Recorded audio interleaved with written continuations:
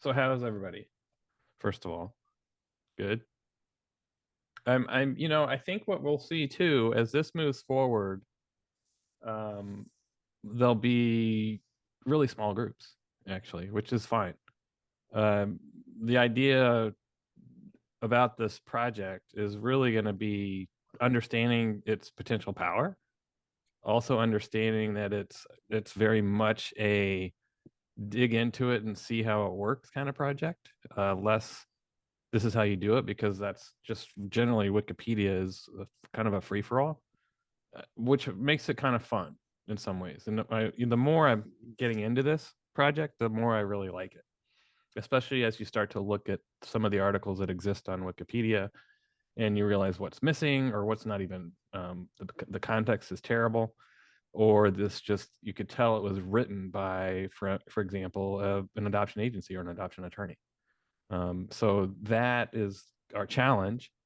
But also it's I think it's kind of fun because when we talk about we're trying to change the dominant narrative, this is one piece of that. This is directly doing that because this is an encyclopedia. It's kind of an encyclopedia of adoption in some ways, if you want to narrow it. And this is a tool that we have not, as far as I can tell, not used. And I've been really impressed by groups in the past that have done this and still doing it, that are changing, for instance, how art and feminism is worked out on the Wikipedia, and that's a movement that continues to grow. So think of this as part of a movement. It is a very small part, but it's something that can be really powerful. So the one thing I had to do, that's where I'm going to go, is get that agenda that I sent to you all. Hold on, because I all right, now I have that. A couple of things just to catch up people where we're at. I think I mentioned some of this in the email to everybody. And we have now more than tentatively scheduled two in person, but they're really hybrid get-togethers where we'll do what's called an edit-a-thon. The first one is in Minneapolis on June 29th, which is a Saturday. It'll be roughly from 12 to 4, maybe even 12 to 5. It will actually have at the same time some what we call a mini conference or even a tiny conference going on in person and maybe even hybrid. So the way these work, these edit-a-thons, it's nothing like any kind of event you've really been to, is my guess, unless you've done them before. It's not as if there's a presentation. It's not as if you're listening. You are basically participating, and it's probably me with the computer going with Zoom, people who are appearing remotely, and we're working on articles and we have questions among each other, and we are talking about what we're doing, and we're popping in and out as well. So you don't have to be there for 4 straight hours, which should probably drive you crazy. But you're working on something that you've chosen to work on. You're working on whether it's an article, whether it's adding an article, whether it's you've got a list of things you'd like to take a look at and correct, or even getting used to the whole process of editing articles on Wikipedia. So, and as I think I also said in in the agenda or in the email, this is and I realized this later on as we really dug into it. This is a multi-year project. I mean, obviously we've started this back in 2021, I think, with the idea, and we really didn't have the capacity to pull it off in the last couple of years, but now we do. I think it's always a hard job to do this, mostly voluntarily. But this, if we get it going, will be multi-year. It will be something that I hope, can do multiple times over the course of every year. And we'll have these get-togethers, call them edit-a-thons, and where we're tackling some of these issues that we're noting in Wikipedia. And so think of it that way. Think of it as well. Don't think of it as this massive project. It's easy to think that way because Wikipedia is so huge. I will be happy if individuals step up and want to do one role I'd even be happy if someone wants to step up and correct a few sentences that exist in a Wikipedia article that maybe either need context or correction. And because you don't need editathons to do that, you can always, and I do this, I kind of fiddle around sometimes in Wikipedia and see what do they say on this topic, and then I'll read it and I'll like, oh man, there's a lot of work that can be done here. And I'll show you an example of one tonight that will give you an idea of how you essentially edit an article, and how once you start to break it down, it's really not that hard and it's not that intimidating.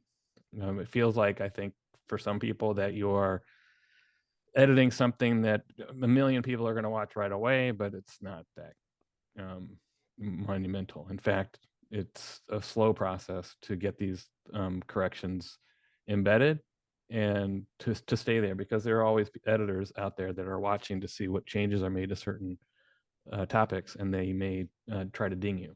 And I've been dinged, but you get used to it and you start to understand what they're looking for in order to get an article either added or corrected, or providing missing context. So think of it as multi-year. We'll probably try to do at least 2, maybe 3 events each year. The next one after Minneapolis is in Portland that we're planning now. That will be on a Saturday, September 7th. And then we would really like to have one in November, which in the US is essentially what they call an Adoption Awareness Month, and it has other various names, but that's how I know it. And trying to do a bigger event in November around this issue. So keep that in mind. So I think I've gotten through the plans for the next 2 months, plans for the next year. But I'm going to stop and ask and see if people have questions or comments, or even if you want to just explain, if you want to, what interests you. And if you don't have any questions or comments, that's fine too. I'll just dig in. And it's good to see so many familiar faces as well.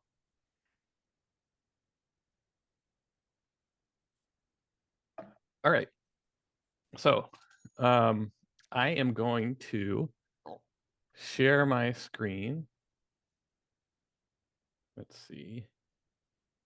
I have to expand it a little bit and show you a few things on what I have essentially set up to make it, to show you how you would add an art. Well, adding an article is very tough because of the requirements to add it.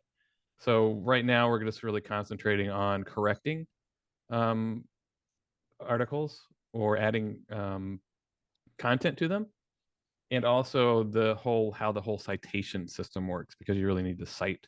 Everything needs to be verifiable, and that's a core concept of Wikipedia, verifiable. So you have to find a source for that, and we'll talk about that in a little bit as well. But let me, oh yeah, share screen. All right, so I did send around a resource about how to add an account, your own user account to Wikipedia. It's super easy. And in that example, I just made it up actually. Izzy is my cat, but that's actually accurate. And so that's my username that I'm using for Adoptees United. I have my own personal one that I'll probably use more often. But Izzy is my cat is what I'll do to sort of demonstrate things. What I'm going to do first is, all right, I'm going to go to Wikipedia, and I'm going to single out this article called Adoption in California. It's one of the few entries, and it's pretty long. It's one of the few entries that has to do with adoption in a particular state in the US. And I'll put this in the chat as well. See if you want to take a look at it yourself, you can. Hold on, let me do that.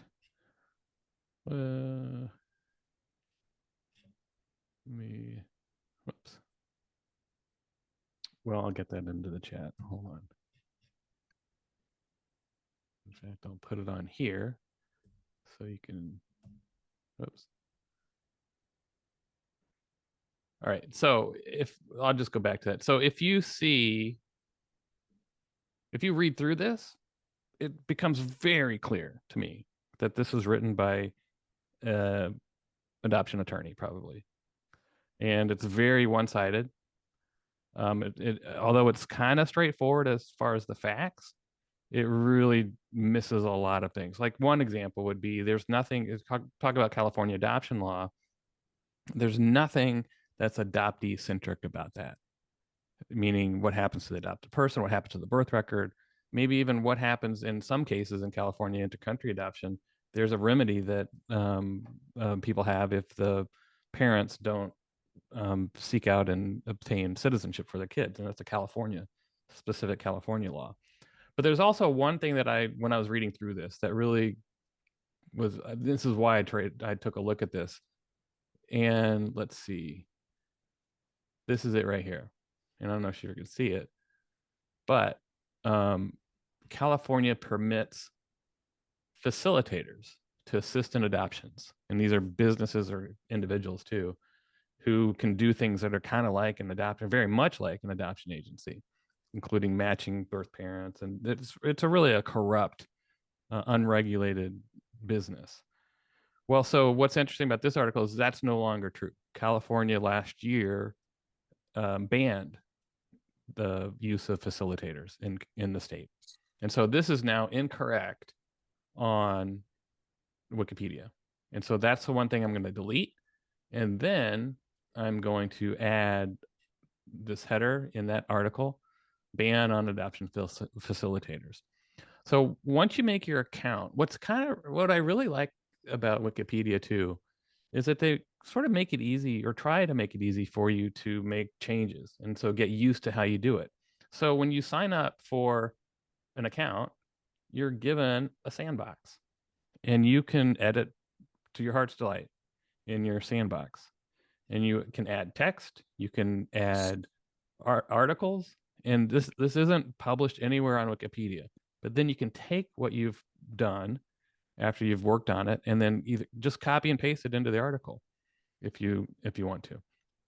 And we'll talk obviously more about adding articles, which is harder, but this is going to be an example of adding context and adding content to that Wikipedia entry, adoption in California. So this first one is just a header. It's basically, it tells you here how you add that. So if I wanted to do that again, I would just come down here. I'm going to put heading and ban on adoption facilitators. Do as best as you can in figuring out the language.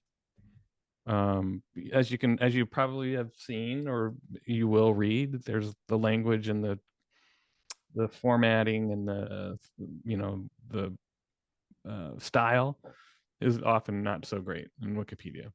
So don't worry too much about that.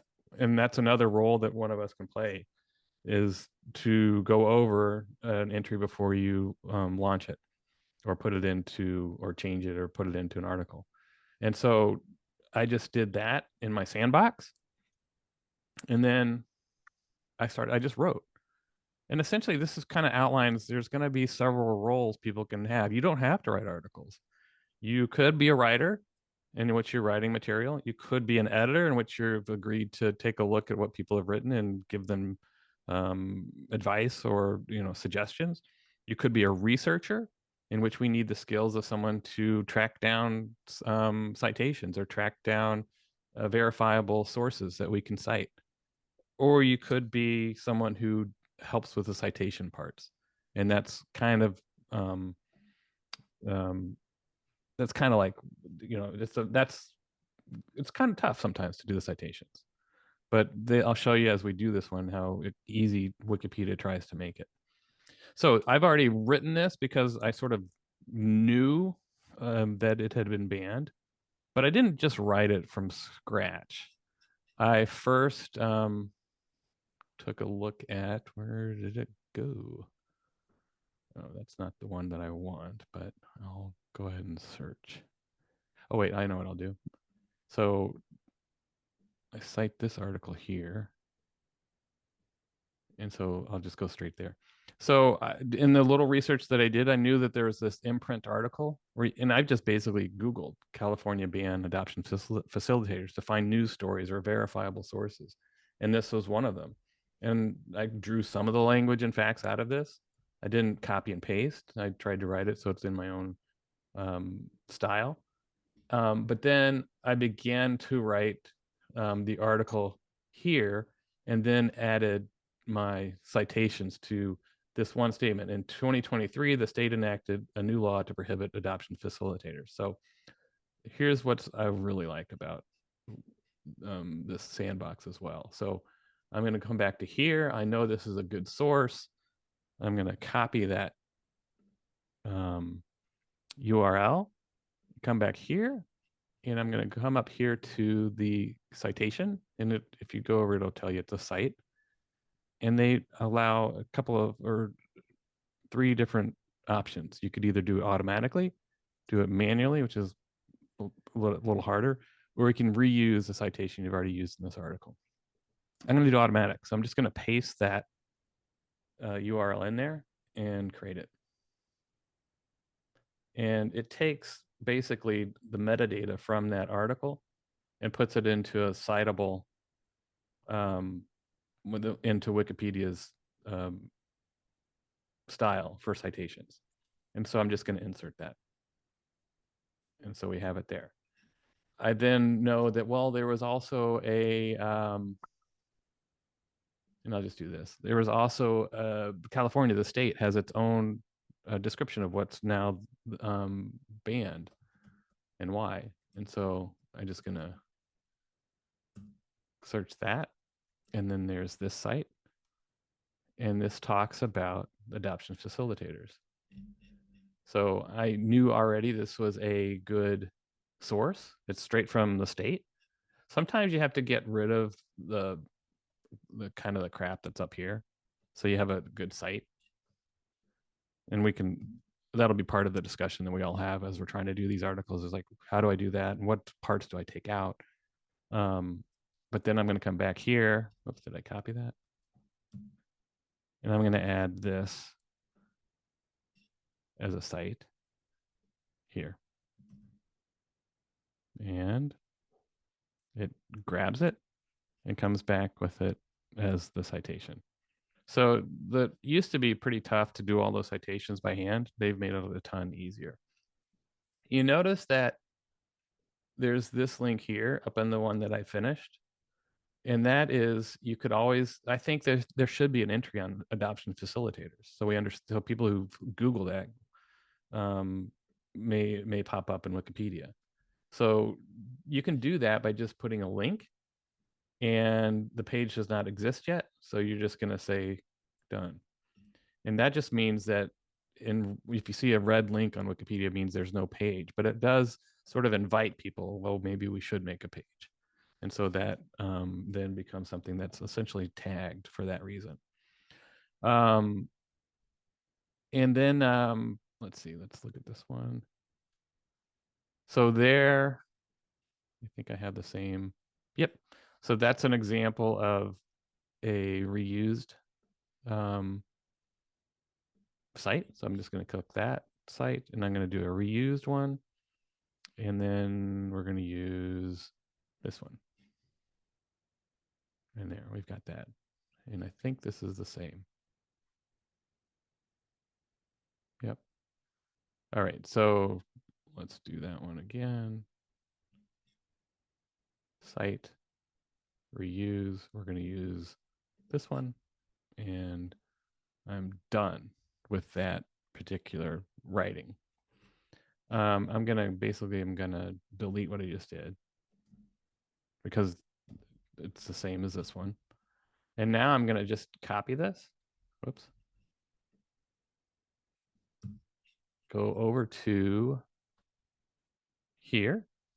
And I'm up here, and don't worry if you can't get this right away and it's kind of foreign to you. But you can read it if you have an account, or you can edit it. You can also view history. If you view history, it's going to confuse the shit out of you, because let's view history. Whoops. Well, let me. Oh, there we go. This is all the edits that have been done over time, and they track them all. And so here's a user named I Love Adoption. So obviously they were editing this at one point. which makes sense. And then go back over to read. So I'm going to edit. So this is what I'm going to do. I'm going to edit, and you're right in the article. If I were to delete things in here, they'd be deleted. But someone, typically an editor, may look and see, oh, that why was that deleted? It's not explained, and they may put it right back in. But let's see. So we're going to delete this part right here because that's no longer correct. They don't permit facilitators. I'm going to delete that. It gives me instantly an ability to publish it, but I'm not done yet. And then I'm going to come down to, let's see, this is where do I put this? This is differences between independent and agency adoption. I think it should go here. So I'm just going to do there. And then there we are. There it is. And so now we've got the entry ban on adoption facilitators.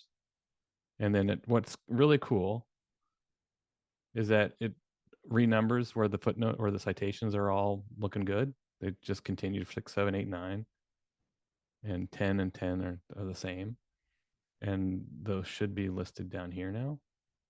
Yep. See, there they are there. And I'm good. It's good to go. So I'm just going to hit publish. It's going to then ask me what we changed. And so this is this will be a term of art, but I'm going to say California law no longer allows adoption facilitators to operate in the state.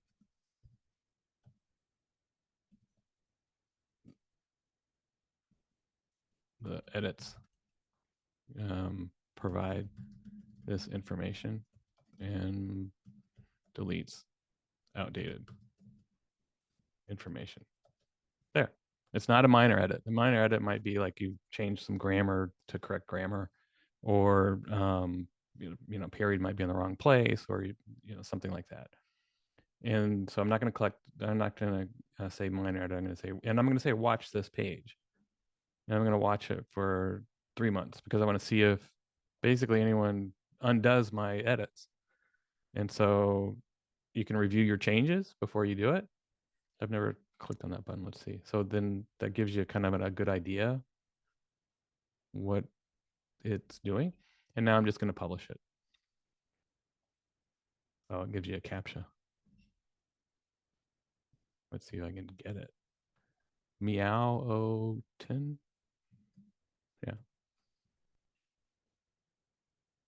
That should be right. And now, I'll send you that link. Or you could just go to Wikipedia right now and just search adoption in California. It's going to be in there. So now we've changed and added really critical context to actually a very poorly written article. And that's just an example of how powerful this could be, especially if we can grow this and have not just the 7 of us on this call or the 100 of us that are interested in this issue, but having dozens of us all the time working on this. Not like you're working day to day, but we come together, we discuss what we want to accomplish in a session, and we are basically working together on issues and also troubleshooting for things that happen or pop up as we're trying to change articles or add articles. I would love to come back to this. I picked adoption in California because in many respects, it's kind of a minor article within the grand scheme of things. I mean, the larger issue of adoption and some of the other things that are on Wikipedia, I think have a bigger priority, but I thought this was a good way to show that when something has really changed and it's no longer permitted to have, in this example, adoption facilitators, it gives us an ability to change, to make sure other people know that. And so I'll watch this to see if anyone has an issue with it. But as I initially got used to, when I first started editing, I wasn't careful enough about conflicts of interest. So I had a site to Adoptee Rights Law Center, and I don't know how they knew I was Adoptee Rights Law. I may have been in my handle, my username, and so they would ding me every time. So I don't do that anymore. I don't try to add Adoptee Rights Law Center. Someone else could if they want to. It doesn't really matter to me. But I was just experimenting, and so I got dinged for that because of my conflict of interest. So you have to watch out for that. But if you're just trying to add or any context and you don't have a conflict of interest and it's really adding facts and context and information, it shouldn't be a problem as long as you're citing to authorities or reliable sources. And we'll talk a little bit about the sources as well. Any questions at this point? So that's how you essentially correct or change content in an article. Has anyone ever done this? Raise your hand if you have. No. Yeah. No. Okay. Well, I know it highlights to me how flimsy Wikipedia is and what an unreliable source it actually is. it is and it isn't. Yeah. I mean, it is. Oh, my son's studying Yeah. university and they teach them what is a reliable source, and they say definitely not Wikipedia. No, I know. I think, and then my wife teaches at a college, and she used to say the same thing, but she's come around a little bit more to say, well, students are going to it as their first source. She tells them it's still not a reliable source. You have to look at what's being cited. That's what these citations are for. Is like what's this citation? But yeah, I think there are checks and balances on that. But I think once you get sort of into the weeds of sort of smaller issues, then you could pretty much write what you want if no editor is watching it. Yeah. So my question is, this is the English Wikipedia. Is there a Spanish, French, and Yeah. all the other languages Wikipedia? Yeah. Yeah. I mean, if you go to the main page, I think, let's try that. I think you pick the language that you want to use, and it's being studied. And do your changes, like, do these changes get translated in other languages when a Spanish person types in adoption in California? Will they see that? No, unless they have some sort of program that translates it. So Wikipedia almost like has a database for every single language and they're separate. Yes. I don't know if they have every single language, but they have a lot.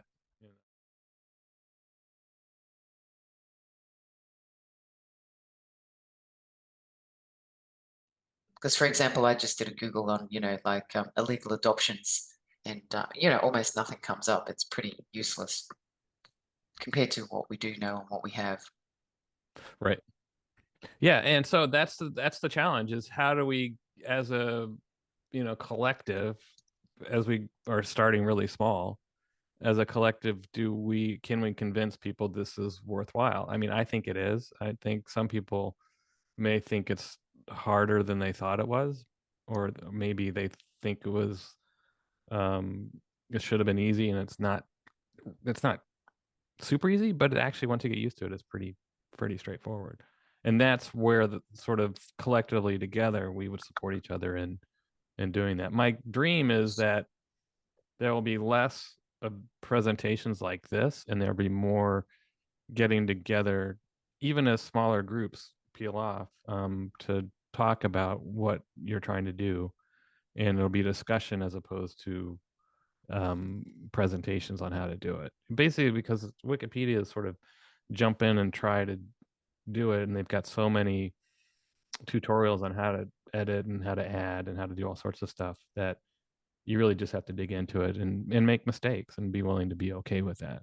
You're not going to I guess I have a thought, Gregory, about the longevity of this and the fact that, you put all this work into getting it correct. Like, I'm almost wondering whether it wouldn't be smarter, like for people like me anyway, to keep my own website and put my own documents and put all that, because things that I'm wanting to do, it's like it's not even in Wikipedia.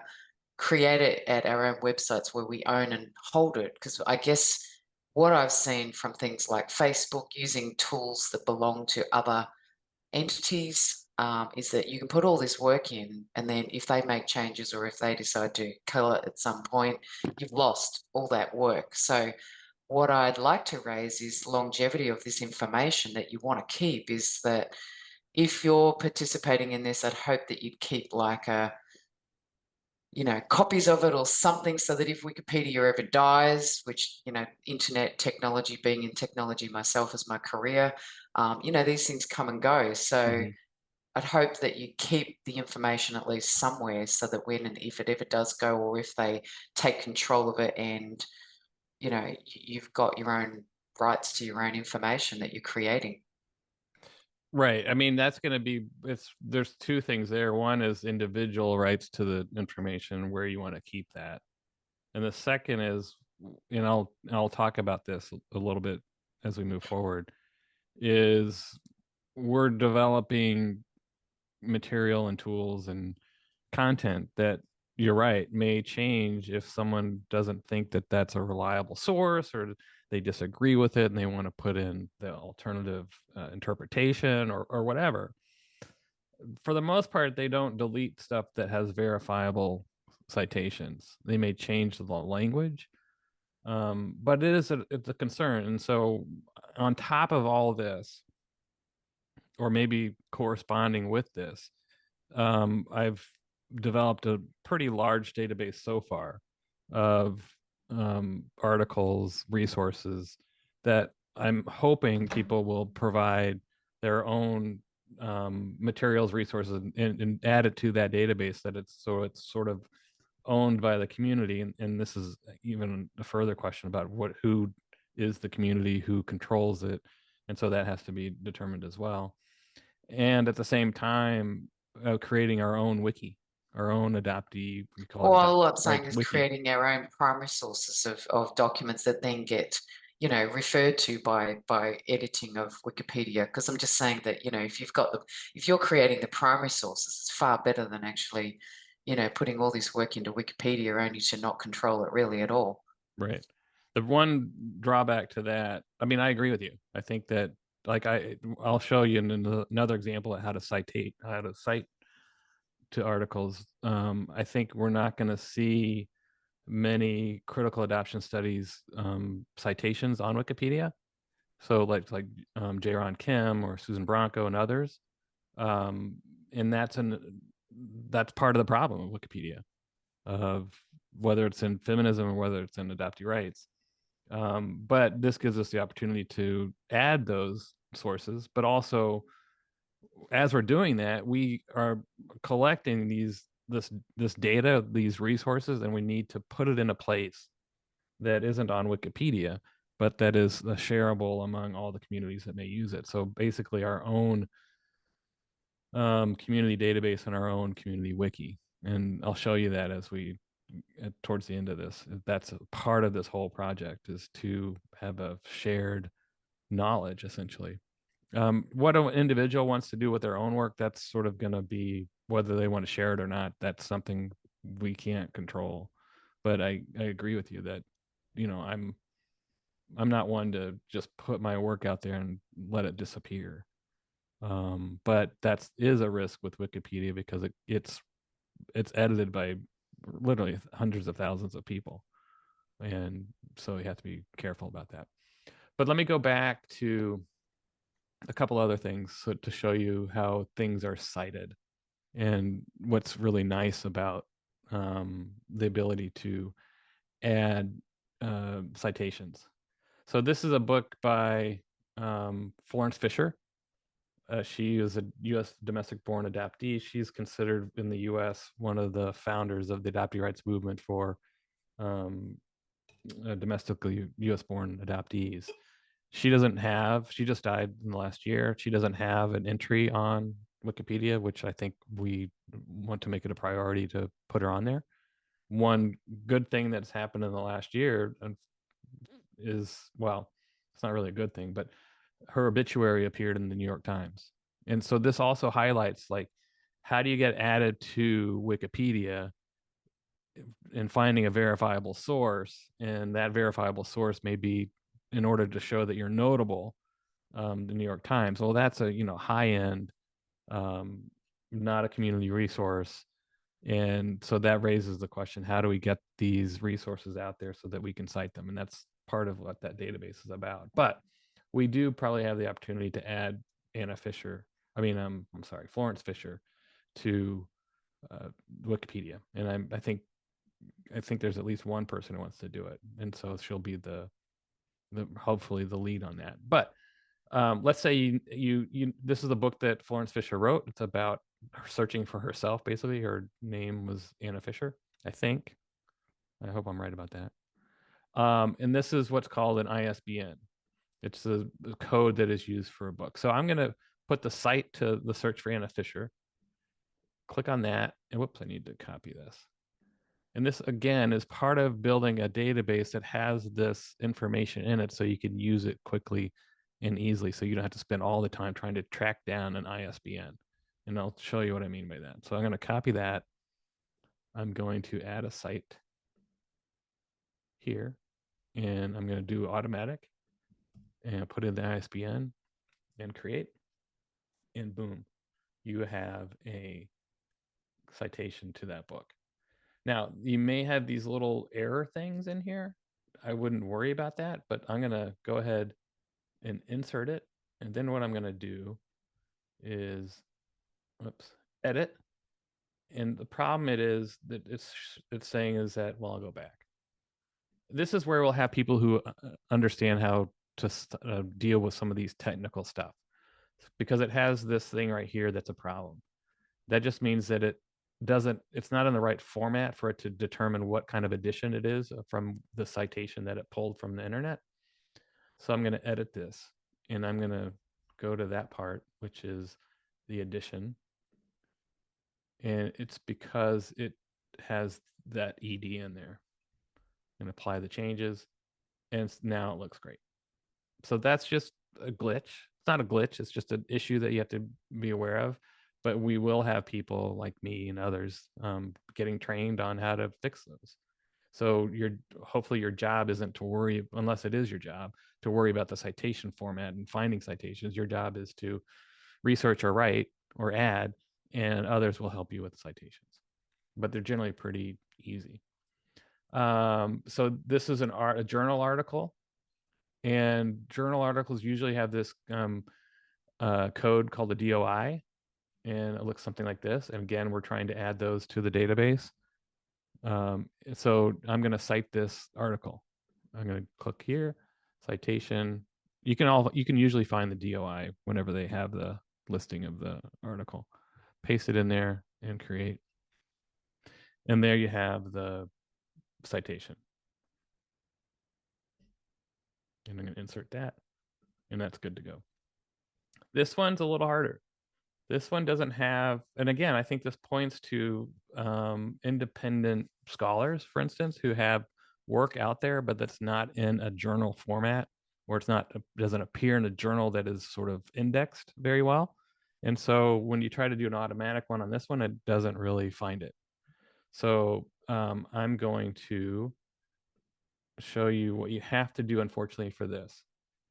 You have to edit it, and you basically have to add the people or the information in that citation. It's not hard. It's just time consuming. But once you have that, we'll have that in our database as well. So this is a really interesting article about the adoptee consciousness model, or basically this sort of spiral where you start at status quo, you have rupture, dissonance, expansiveness, and then the end, if you've reached full consciousness, forgiveness and activism. And that's J. Ron Kim and Susan Bronco and a couple other scholars. So that's the harder one to do. It's what's basically you're doing it manually. Kim, I keep seeing you. It must be really small on your screen, isn't it? Yeah, sorry. It is being recorded too, so you can go through that. So this is essentially what I just wanted to show you how to do this. And you don't have to even have an idea of you want to add a whole section onto an article. It's not hard. And we, during the editathon or even at any time, you can just email me and we'll start to build a team of other people to say, hey, can I get your thoughts on this article? And they can send it over, um, and people can coordinate and collaborate on certain articles that way. So and I want to talk about that towards the end of this session, as to getting sort of an idea of getting a core group of members who are willing to sort of be an advisory group in some ways as we go forward, especially on the issue of shared knowledge and shared information, meaning a database full of information. All right. So, any questions on where we're at now? We're going to have another session to go over a little bit more other things in early June. I had it scheduled for June 5th, but now I have a conflict. It'll either be June 4th or June 6th. So I'll let people know about that. All right. This is this database that I've developed basically from things I've collected over the years, looking at reports on, for instance, intercountry adoption, and kind of getting out of that report a lot of the primary materials that they've used. Right now, it's roughly almost 1,000 records. I imagine it could grow to many, many more. It is tagged so that you can filter it. And so I'm going to add a condition. I want to know the item type is a book, and I want the genre to be a memoir. And then you've got a list of all the memoirs that I'm aware of. Well, there's a lot more, but that have at least been added to the database. And so they're also tagged by basic tags as to if you wanted to look at and you wanted to filter by a tag, and you wanted to see everything as is exact, well, has any of, let's do intercountry adoption. Where did it go? Oh, this must not be alphabetized yet. It will be alphabetized. Wait. There. And so you get to see all the resources. I call them resources. They're not all articles. Or some of them are films. Some of them are print journals. Some of them are multimedia or videos. And so there's about 45. There are at least, probably 500 different resources that deal with intercountry adoption. And so the idea is to continue to add these, whether it's and hopefully from the community, adding what you found or what you have to this database so that it can be used at any time by people who want to keep this research somewhere, but also have it available for the Wikipedia stuff. And even as you're doing your own writing for Wikipedia, you can add those to this database as well. Because unless it's your own research that you don't want to share, which I can understand, this is all research that is in the public domain for the most part. And some of it's in French. Some of it's in Spanish. So it's stuff that I've taken from all sorts of different reports that I've come across in the last 5 years. So that's that. And I think to move forward with that, we would need a small group of people to discuss how we're going to maintain it and who has access to it under what, if there are conditions as well, because you have to protect it in some ways. I mean, you can protect it in the way that I could share this database publicly, you could lock it down so it can't be copied. You can't copy things out of it, but you can get the information. So, and maybe you could request something. I don't know. That's something I think we need to figure out. Again, this is a multi-year project. This is one part of that that's just under development. The other thing is there's Susan's article, is developing our own wiki. And that's where I think as we write new articles, I'm not sure why my internet is so slow. there could be a repository of those articles. There you go. So this is a very bare bones. It's, even has sort of the sample language up here as well. But I've added a few things just so you could see how it would work. And you'd sign on as a contributor and create articles and then publish those on this wiki. Or you could, if you want to be an editor, you may be able to edit what people have contributed. These are all things we'd have to work out, as this is a long-term project. But let's say, what do we have under there? So we don't, it's just, this is again bare bones. And so this is an entry under the Adoptee Citizenship Act. And so these are all things that, well, I wrote these, but I did it just to show people what it could do. So here's adoptee written memoirs, and there's a table of quite a few. And it has other features like, is this helpful and things like that. So that's something where we could have a repository of community resources on a wiki. And again, the issue with this would also be who controls it, and what that control looks like, and who can contribute, and who is it for. And so those are issues to work out. And so as we move forward, I would like to have a small team of people who are advisory in nature, or part of the team that determines some of these really important questions before it turns into a mess later because we haven't addressed them.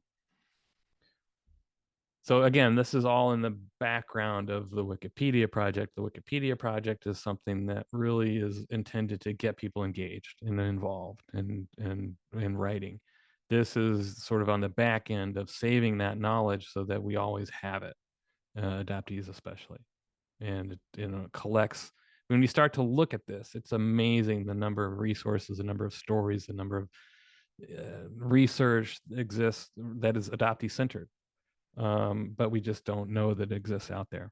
And so we need to make it more accessible. And that's one of the parts of this whole project. All right. I think I'm done sharing my screen, unless people have questions about Wikipedia and how that's working. Sorry, I haven't been managing the chat. I'll look. Yep. Yeah. So, and I guess the other thing too is, talking a little bit, sort of riffing off of Linnell's concerns, which are legit. We do have our silos of information. There's ICAV, it has really amazing resources there. There's Adoptees United, has resources there. There's the Adoptee Rights Law Center, has resources there. The idea is to sort of try to move us out of those silos so that we have a shared resource for anyone who's, and defining who those people are is going to be the critical question. All right, let me stop sharing screen. Although, where am I? There we go. Hold on. I've done this before where suddenly I can't share my screen anymore. Whoops, not that one. This one. No. Hold on. Oh, wait, there we go. Stop share. All right. Any thoughts, comments? One, I guess I want to ask, two, does this look too complicated to you? Because I've heard from people, it's like, this was more than I thought it was going to be about.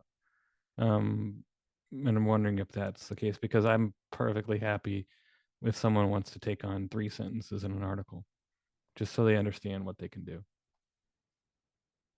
All good? All right. Yeah, Kim, you're sort of like that, but I think the answer that I would have to is like dig in, make mistakes.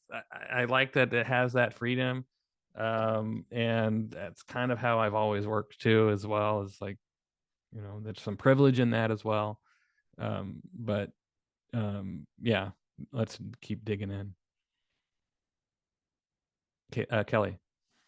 I can't remember if you mentioned this or not, but are we for the edit-a-thons in person, if we're not able to make it to those cities, did you say it was a hybrid model that Yeah. it'll be kind of online as well? And are we going to select like specific wiki entries to work on prior to those dates so we can kind of go through it in a organized fashion? Yeah. So the idea would be we have a list now.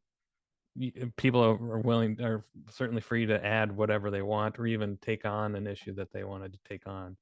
But before the editathon, everyone who's coming to that editathon or participating would have one or two, three, depending upon the size of the project, articles that they're going to work on.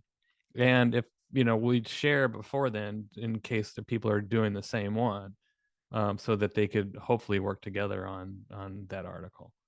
So, like for instance, if you were to take on adoption, and there's an article, it's just adoption. That is a multi-person effort to try to do that. And I've actually edited that. I've edited that because they had a terrible description of original birth records. And now, and this is how I kind of demonstrate the power of this, is that when I say, "Hey Google," when I say that, what's an original birth record? It comes back by pulling it from Wikipedia, and it's what I wrote, which is crazy. But that's the power of that. Now, I don't know what's going to happen with AI, because we don't know where they're getting their resources half the time or all the time. And so with Wikipedia, there's a target. With AI, I don't know, but that's a few years down the road. Yeah. But yeah, coming into the editathon, whether it's in Minneapolis or Portland, or it might be in Texas in November, or all three, you would have something that you're coming to work on. And we are there as a collective to support what you want to do. And I'm sure it's going to be messy.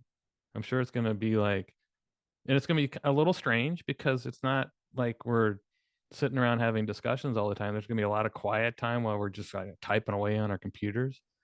It'll look weird if you walk into the room where I'm working on the Wikipedia editathon and what's this guy doing? It's like, who are these other people on the screen? But it will bring us together on certain issues, and it also raised questions that we may have to answer later, like why does this article say this, and where is this coming from? We need to change this, things like that. So my suggestion is spread the word. If you're interested, oh wait, Kim. So yeah, so the sandbox is something that when you create an account, you're given a sandbox automatically. And so if you have trouble finding it, let me know. But it's part of your account. Let me see if I go here, and let's say if I go to, whoops, I need to save this. How do I save it?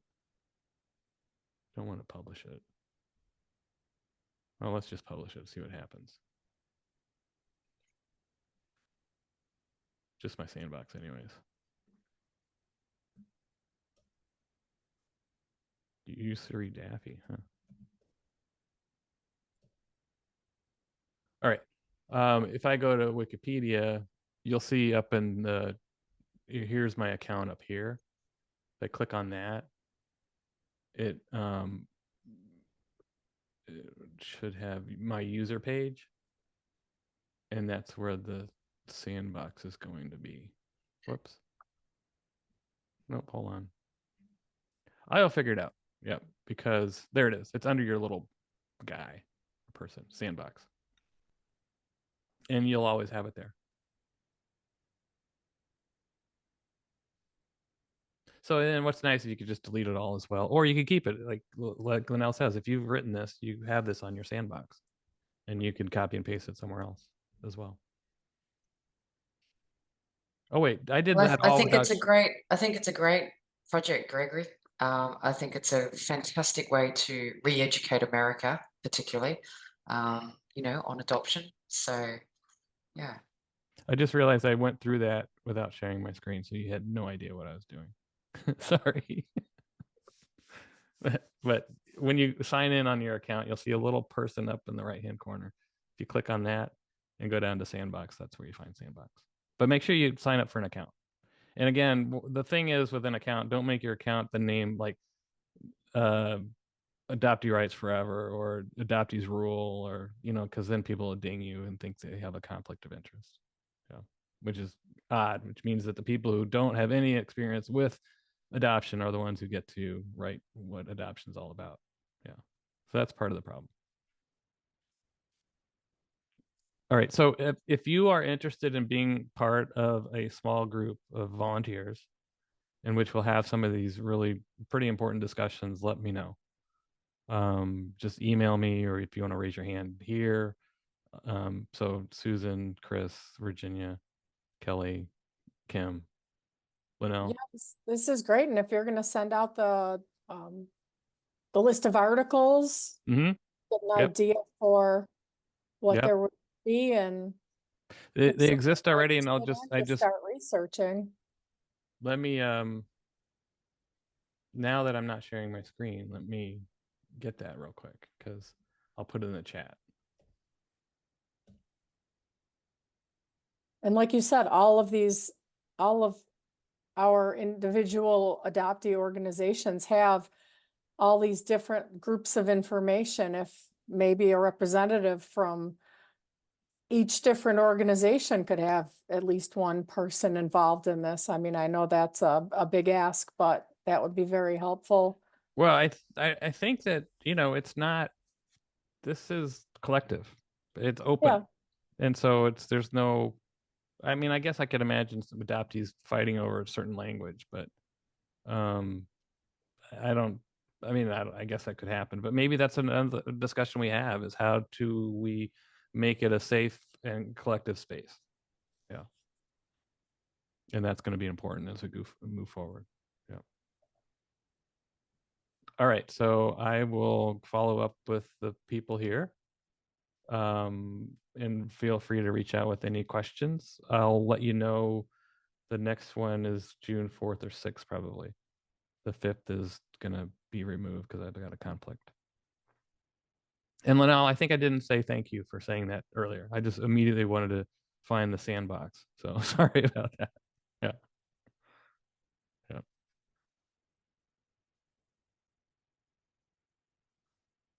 All right, I'm going to save the chat too, and then if I have anything to follow up on, and this is recorded, obviously, so I'll send it out to others, and may change a few things to make it easier to understand what I went through. But it's great to see you all, and I'm so glad that you're all engaged. And I think it will grow as you tell other people, hey, this is kind of cool, actually. Thought I was really nerdy, but it is nerdy, but actually it's pretty good purpose. So I hope you feel that way. Thanks, everybody.